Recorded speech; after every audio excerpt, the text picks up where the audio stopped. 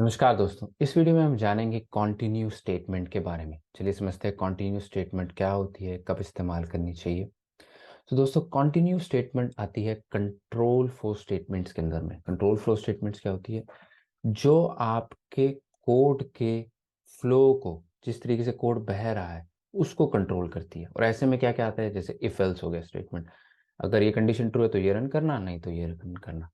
ठीक है। ऐसे फॉर ईच हो गया, बार बार रन करना। स्विच स्टेटमेंट हो गई। ठीक है। वैसे ही कॉन्टिन्यू स्टेटमेंट होती है, जो कि कंट्रोल फ्लो स्टेटमेंट्स में आती है, जो कि आपको ये हेल्प करती है करने में कि आपके कोड में कौन सा पार्ट रन होना चाहिए, कौन सा नहीं रन होना चाहिए।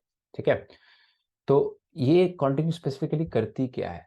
ये करती है कि अगर आप एक फोर लूप के अंदर हैं, ठीक है, और उस आइटरेशन को आप जंप कर देना चाहते हैं।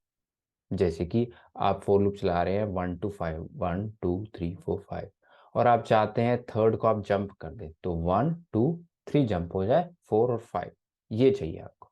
तो ये ऐसी जो जंप्स हैं, वो हम कॉन्टिन्यू स्टेटमेंट से यूज कर सकते हैं। पिछले वीडियो में ब्रेक में मैंने बताया था कैसे आप लूप को ब्रेक कर सकते हैं, उस पर ब्रेक लगा सकते हैं कि इसके आगे रन मत करना, बिल्कुल स्टॉप हो जाना वहीं पर ही। तो ब्रेक उसको वहीं स्टॉप कर देता है।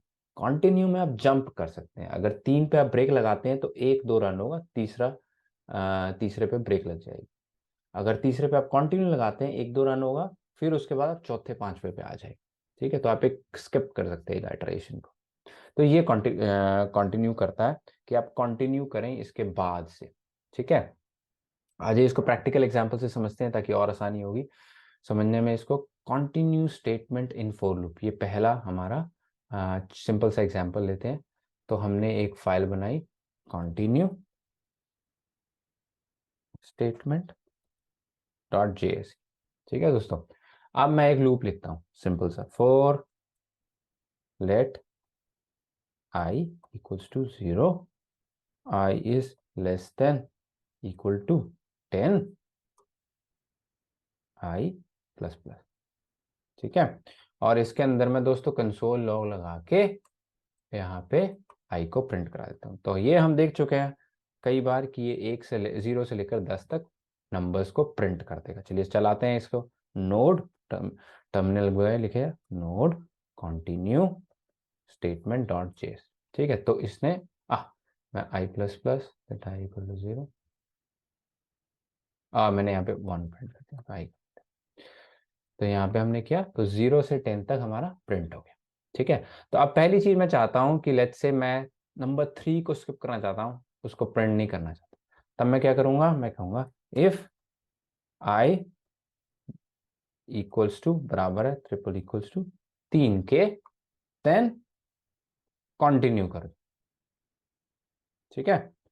तो क्या होगा, तब ये 3 को स्किप कर देगा, 3 पे आएगा, 0 आएगा, 1 होएगा, 2 होगा, 3 होते ही ये कंटिन्यू होएगा।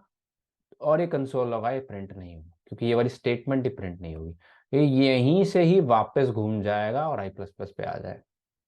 ठीक है। जब 3 होएगा तो इसीलिए क्या होगा, 0 प्रिंट हुआ, 1 प्रिंट हुआ, 2 प्रिंट हुआ, 3 प्रिंट ही नहीं हुआ, 3 स्किप हो गया। ठीक है। अब इसको ये भी कर सकते हैं कि मैं आई इक्वल टू 3 नहीं, मैं आई 3 से 5 के बीच में सारे स्किप करना चाहता हूँ।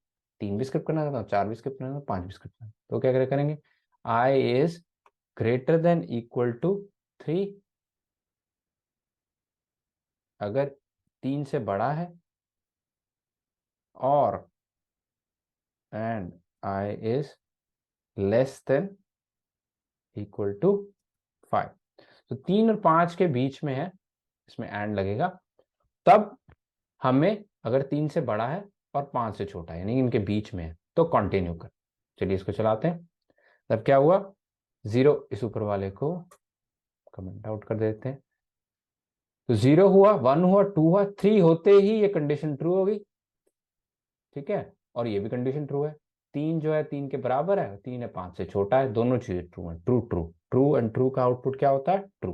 तो यहाँ पे आया कंटिन्यू के अंदर, ये यहीं से ही ऊपर चला गया। 4 भी इसके बीच में आता है, 4 के लिए 4 3 से बड़ा है और 5 से छोटा है, ये भी ट्रू हो गया, दोनों ट्रू है। इधर आ गया फिर आई प्लस प्लस, 5 हो गया।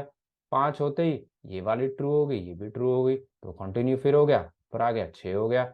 6 होते ही ना ये आई 6 जो है 3 से तो बड़ा है, लेकिन 5 से छोटा है या बराबर नहीं है, 5 से बड़ा है, तो इसलिए ये स्टेटमेंट फॉल्स होगी। ट्रू एंड फॉल्स इसके अंदर नहीं गया, यहाँ आगे इसने 6 को प्रिंट कर दिया। तो हमने क्या किया, 3 और 5 के बीच में हमने स्किप कर दिए सारे कॉन्टिन्यूस। तो ये भी आप कर सकते हैं। तो ये आपका कस्टम लॉजिक कुछ भी हो सकता है, ठीक है, वो आप डिसाइड करेंगे। बट कॉन्टिन्यू जहां लिख देंगे आप लूप के अंदर, वो उस आइटरेशन को वो स्किप कर देगा और आगे चला जाएगा। तो यहीं पर ही एक तरीके से आप माने कि कोड का ब्रेक लग जाती है इस आइटरेशन के लिए, जो आइटरेशन चल रही है, और नई आइटरेशन स्टार्ट हो जाती है। ठीक है, ये कई जगहों पे काम आता है। जब आप लॉजिकल कुछ कोड लिखेंगे, कोई आपके पास प्रैक्टिकल सिनेरियो जाएंगे, तो वो आपको लगेगा कि नहीं नहीं, इस केस में हम कुछ नहीं करना चाहते, आगे चलिए। तो ऐसे केस में जब आपका दिमाग चल रहा हो कि नहीं नहीं, इस केस को स्किप कर दीजिए, आगे चलते हैं, तब आप कंटिन्यू का इस्तेमाल कर सकते हैं। ठीक है, चलिए। अच्छा, अगली चीज़ ये है दोस्तों कि प्लीज़ वीडियो को लाइक कीजिएगा और चैनल को सब्सक्राइब कीजिएगा। आपको वीडियो पसंद आ रहा है, ताकि मैं ये नॉलेज औरों तक पहुंचा सकूं आपके थ्रू। अगर आपको पसंद आ रहा है तो आई होप आपके फ्रेंड्स जो इस आईटी बिजनेस में है, आईटी ब्रांच में है, उनको भी पसंद आएगा। तो प्लीज़ उनके साथ शेयर कीजिएगा। चलिए आगे बढ़ते हैं। Continue statement with label for nested loop. अब ये क्या चीज़ होती है दोस्तों? चलिए दोस्तों, अब हम क्या करेंगे, अब हम एक नेस्टेड लूप लेंगे, और उस नेस्टेड लूप यानी लूप के अंदर लूप, उसमें देखेंगे कंटिन्यू कैसे काम करता है।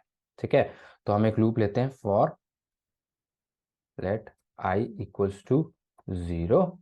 ठीक है, i is less than equal to 3 i plus plus. तो ये तो हम देख चुके क्या करेगा, आई को 0 से लेकर 3 तक हमें प्रिंट करके दे देगा। यहाँ पे लेंगे कंसोल लॉग, इसको हम कहते हैं outer loop, inside outer, inside लिखते, सिर्फ आउटर लिख देते, आउटर लूप आई की वैल्यू है आई। ठीक है, और इसके अंदर एक और लूप बनाते हैं फॉर जे का same 0 to 3, let j equal to 0, j is less than equals to 3, j plus plus. ठीक है, और यहाँ पे अब हम लिखते हैं console dot log inner loop j, inner loop j की वैल्यू है, यहाँ पे हम दे देते हैं जे की वैल्यू है हमारी जे। ठीक है, तो अभी क्या हुआ, दो लूप चलेंगे, आउटर और इनर, देखते हैं क्या चलता है। कंटिन्यू स्टेटमेंट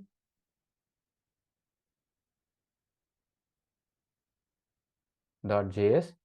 तो यहाँ पे क्या हुआ दोस्तों, आउटर लूप 0, पहले आई की वैल्यू 0 हुई, आउटर लूप आई की वैल्यू 0, फिर जे की वैल्यू दोस्तों गई 0 1 2 3, पूरा लूप चलाएगा, जिसको हमने इनर लूप से आइडेंटिफाई किया। उसके बाद फिर आउटर लूप चला, आउटर लूप की वैल्यू 1 हो गई, और फिर इनर लूप की वैल्यू दोबारा 0 1 2 3 हुई। फिर आउटर लूप की वैल्यू 2 हुई, इनर लूप की वैल्यू 0 1 2 3।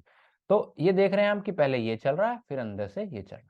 अब मान के चलें कि आपने एक प्रॉब्लम स्टेटमेंट है, हमने जे की वैल्यू अगर छोटी है, बड़ी है 1 से, तो हमें स्किप करना है। ठीक है, तो मैं लिख देता हूं console dot log skipping loop, और जे की वैल्यू है हमारी जे। ठीक है, स्किपिंग कर रहे हैं, हम स्किप करना है, और उसके लिए हमने यहाँ पे कंटिन्यू लिख दिया। तो अब क्या होगा दोस्तों, जब हम इसको यहाँ पे कंटिन्यू लिख देंगे, तो ये लूप जैसी जे की वैल्यू 1 से बड़ी होगी, ये इस 1 से बड़ी कैसे होगी, इसमें 2 या 3 होगी, राइट, 0 1 बराबर या छोटे हैं, तो जैसी वैल्यू 2 या 3 होगी, अंदर आएगा, स्किप कर देगा इसको, और कंटिन्यू पे आ जाएगा। अब सवाल ये आता है, जब ये कंटिन्यू पे आएगा, कौन सा लूप स्किप होगा, इनर लूप या आउटर लूप? इसका जवाब यह है दोस्तों, इनर लूप। इनर लूप क्यों? क्योंकि ये कंटिन्यू के सबसे नजदीक है, जो भी लूप सबसे नजदीक होगा वो स्किप हो जाएगा।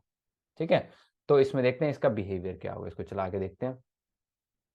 तो इसने क्या किया दोस्तों, आउटर लूप आई की वैल्यू 0 हुई, फिर ये इनर लूप में आया, इनर लूप में जे की वैल्यू, इनर लूप में जे की वैल्यू 0 हुई, फिर 1 हुई, 1 होते ही फिर जब 2 हुई, तो ये स्टेटमेंट ट्रू हो गई, 2 is greater then 1, yes 2 is greater then true, अंदर आ गया, इसने प्रिंट कर दिया स्किपिंग लूप जे, जे की वैल्यू है 2। और फिर हमने कहा कंटिन्यू, जब हमने कहा कंटिन्यू, तो ये यहीं से जंप करके ऊपर इस लूप पे वापस आ गया। ठीक है, नीचे वाली स्टेटमेंट इसने रन नहीं करी। देख रहे हैं, तो स्किपिंग लूप जे के बाद ये स्किपिंग वैल्यू 3 हुई, वापस अंदर गया, 3 जो है 1 से बड़ा है, ट्रू, अंदर आया। स्किपिंग लूप जे की वैल्यू 3 थी, 3 प्रिंट कर दी इसने, कंटिन्यू, वापस जंप करा, ये लूप खत्म हो गया, वापस ऊपर लूप पे गया, आई की वैल्यू इंक्रीमेंट कर दी, आई की वैल्यू होगी 1। तो इस तरीके से चलता रहा। ठीक है, और 2 वैल्यूज ने स्किप कर दी। बट अब सवाल आता है दोस्तों कि अगर आपको इस लूप की जगह ये वाले लूप को स्किप करना हो तो क्या करेंगे? डायरेक्टली। ऐसे केसेस में आपको दोस्तों इसको दोनों लूप्स को आपको कोई नाम देना पड़ेगा, जिसको हम लेबल कहते हैं। ठीक है, तो पहले इस वाले को हम कमेंट आउट कर देते हैं ताकि हमारा अगला कोड जो है वो जब प्रिंट करे तो हमें समझ आ जाए कहाँ से प्रिंट होना है। इसको भी कमेंट कर देते हैं, इसको भी कमेंट कर देते हैं, इसको भी। अब हम क्या करते हैं, मैंने इसी को ऊपर वाले कोड को ही कॉपी कर लिया, इसको हम एक नाम दे देते हैं। इसको हम कहते हैं inner, sorry, outer outer loop. ठीक है, ये इसका नाम हो। और इस वाले को हम नाम दे देते हैं इनर लूप। इनर लूप, ये इसका नाम हो गया। तो मैंने नाम कैसे दिया? कुछ भी लिखा है यहाँ पे, जो भी मैंने नाम देना है, कोई भी नाम हो सकता है, कोई फर्क नहीं पड़ता। अब इसको ABC भी कह सकते हैं, अपना नाम भी दे सकते हैं इसको। और यहाँ पे मैंने एक कॉलन लगा दिया। ठीक है, तो ये इसका नाम हो गया और ये इनर लूप का नाम हो गया। अब मैं स्किप करना चाहता हूं। अब बाय डिफॉल्ट ये इनर लूप को स्किप कर रहा है, लेकिन अब मुझे आउटर लूप को स्किप करना है, तो यहाँ पे कंटिन्यू आउटर लूप करूंगा। अब आपको ये ध्यान देना है, जब मैं इसको रन करूंगा तो पहले यहाँ पे देखो क्या हो रहा है, स्किपिंग लूप J2, फिर स्किपिंग लूप J3। ठीक है, लेकिन अब क्या होगा, क्योंकि जैसी J की वैल्यू 2 होगी, ये स्किपिंग लूप J2 तो लिखेगा, फिर एक कंटिन्यू आउटर लूप करेगा, यानी कि ये जंप करके यहां आ जाएगा, 3 की वैल्यू को ये खा जाएगा, खत्म कर देगा, इसको जंप कर देगा। तो यहाँ पे आपको स्किपिंग लूप J3 नहीं मिलेगा, बिकॉज ये वाला लूप पूरा ही खत्म हो गया, जंप करके ये आउटर लूप पे आ गया। ठीक है, तो यही चीज चलाते हैं कि देखते हैं क्या हुआ। हम गए outer loop I equal to 0, inner loop J equal to 1, inner loop J equal to 0, J equal to 1, and skipping loop J2। और स्किपिंग लूप J3 नहीं आया, बिकॉज मैंने यहाँ पे लिखा था कंटिन्यू टू आउटर लूप, ये जंप करके वापस करके यहाँ पहुंचा और आई की वैल्यू इंक्रीमेंट करके नए ऊपर वाले लूप के नए आइटरेशन पे आ गया, आउटर लूप के नए आइटरेशन पे आ गया, इनर लूप को भी पूरा ही स्किप कर गया। ठीक है दोस्तों, तो ये इस तरीके से हम कंट्रोल कर सकते हैं कि कौन सा लूप स्किप करना है, इनर लूप स्किप करना है या आउटर लूप करना है। आप इसको इनर लूप भी लिख सकते हैं, आप यहीं पर ही आउटर लूप की जगह यहाँ पे इनर लूप लिख दीजिए, तो वही आपको skipping loop J2, skipping loop J3 भी नजर आएगा, बिकॉज अब यहाँ पे स्किप करके वापस यहाँ आएगा, J की वैल्यू 3 हो जाएगी, उसको प्रिंट कर देगा। तो अब क्या हुआ, यहाँ पे आइए वापस, skipping loop J2, skipping loop J3, 3 हुआ। क्यों हुआ? क्योंकि ये यहाँ पे जंप हो गया। जब मैं ये आउटर लूप लिखता हूँ तो जंप होके यहाँ पे आ जाता है, जब मैं इनर लूप करता हूँ तो जंप होके यहाँ पे आ जाता है और J की वैल्यू 3 कर देता है।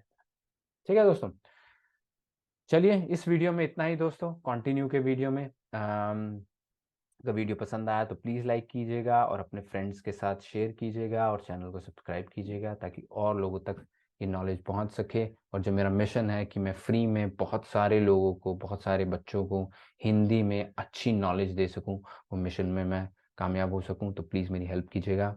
Thank you very much and मिलते हैं नेक्स्ट वीडियो में। Bye bye.